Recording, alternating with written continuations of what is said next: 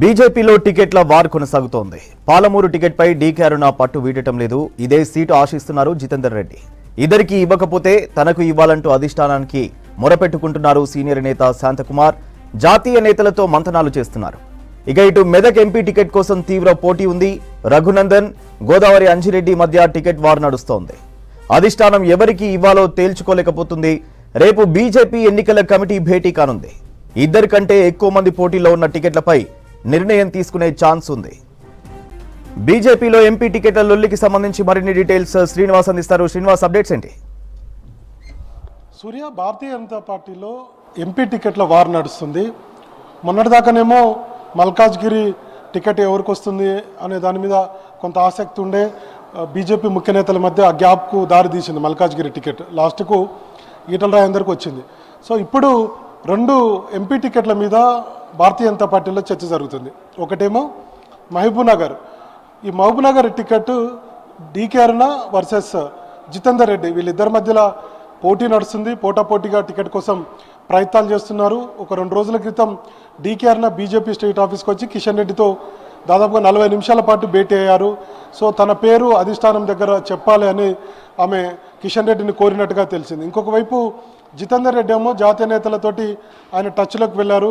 So Mahabubnagar ticket నాకే వచ్చేలా చూడాలని చెప్పి వాళ్ళు చెప్తున్నారు. దీంతో ఇటు రాష్ట్ర నేతలు, జాతీయ నేతలు కూడా ఈ మహబూబ్నగర్ టికెట్ మీద ఎక్కువగా దృష్టి పెట్టారు. ఎందుకు ఇద్దరు నేతల మధ్య ఇంత పోటీ అనే దాని మీద కూడా చర్చించుకుంటున్నారు. సో ఫైనల్గా ఎవరికి టికెట్ ఇస్తారు ఏంటి అనేది పక్కన పెడితే మాత్రం ఇద్దరు నేతలు టికెట్ కోసం నువ్వా నేనన్నట్టుగా ఉంది. ఎవరు కూడా తగ్గడం లేదు. మరి ఎవరిని కన్వీనెంట్ చేస్తారనేది కొంత ఆసక్తికరంగా మారింది. 2019లో డీకే అరుణ పోటీ చేశారు. సో ఖచ్చితంగా నాకే టికెట్ కావాలని చెప్పి ఆమె చెప్తున్నారు. మరోవైపు జితేందర్ రెడ్డి మాత్రం నాకు టికెట్ అస్యూరెన్స్ ఇచ్చారు. సో ఖచ్చితంగా మహబూబ్నగర్ టికెట్ నాదే అని ఆయన చెప్పుకుంటున్నారు.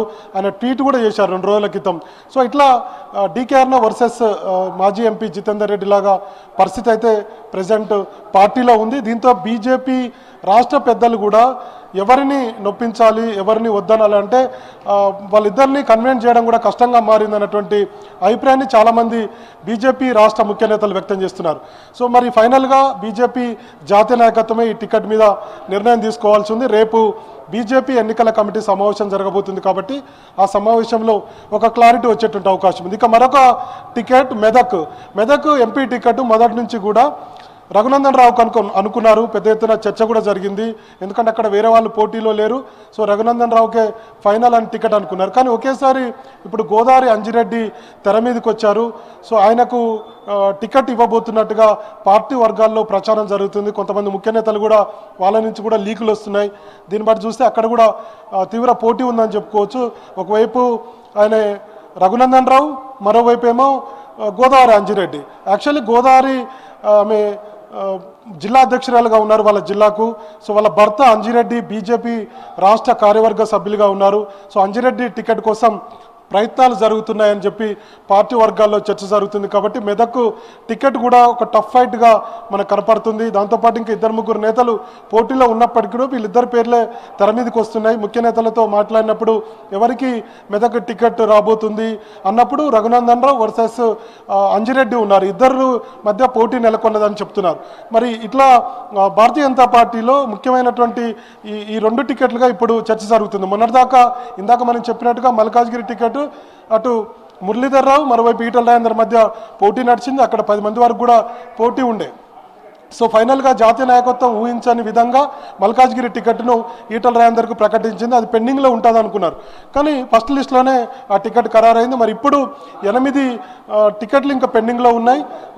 4-5 రోజుల క్రితం 9 టికెట్లు అయితే భారతీయ జనతా పార్టీ ప్రకటించింది. మొత్తం తెలంగాణలో ఉన్నటువంటి 17 పార్లమెంటు నియోజకవర్గాలకు 9 టికెట్లు ఖరారైపోయి ఇంకా 8 టికెట్లు పెండింగ్లో ఉన్నాయి.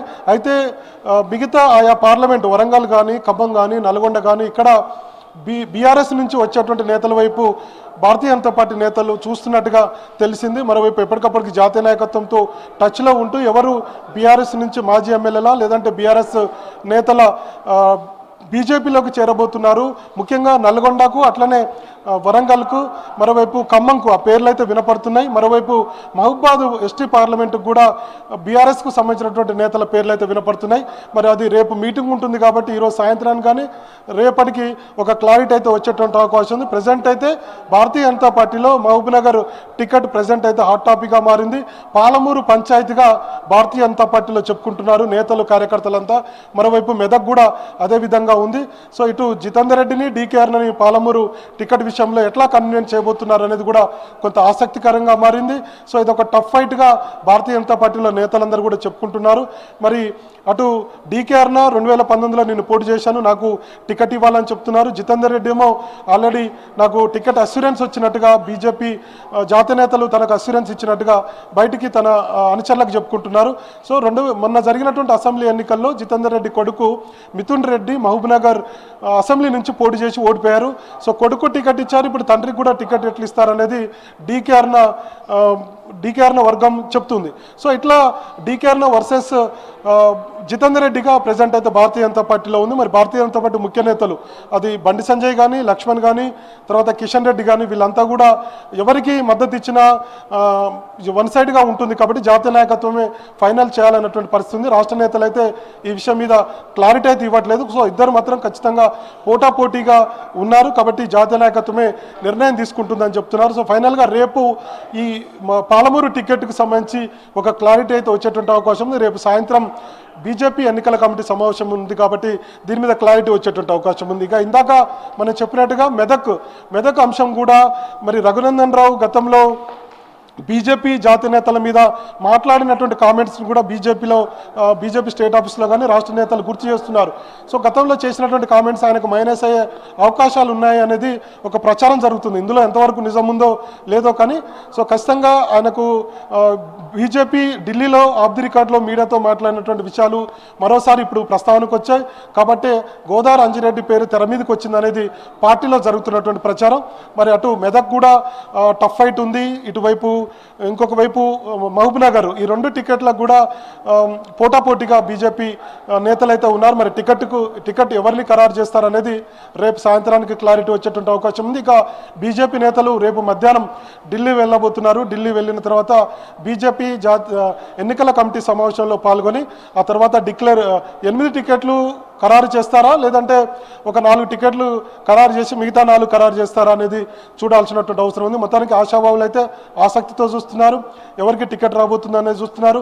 మరోవైపు ఇందాక మనం చెప్పినట్టుగా వరంగల్కి సంబంధించి వరంగల్ టికెట్ అక్కడ ఉన్నటువంటి స్థానికులకు లేదా టికెట్ ఆశిస్తున్నటువంటి మొదటి నుంచి బీజేపీలో ఉన్న వాళ్ళకే ఇవ్వాలని డిమాండ్ ఉంది. మరోవైపు ఖమ్మం కూడా బీఆర్ఎస్ నుంచి నేతలు రాబోతున్నారు అనేది పార్టీలో ప్రచారం జరుగుతుంది కాబట్టి మొదటి నుంచి పనిచేసినటువంటి భారతీయ జనతా పార్టీ నేతలకు ఇవ్వాలంటున్నారు. అక్కడ జిల్లా అధ్యక్షుడు కావచ్చు, లేదంటే ఈవి రమేష్ విద్యా సంస్థల చైర్మన్గా ఉన్నారు, ఆయన కూడా టికెట్ కోసం ప్రయత్నాలు చేస్తున్నారు.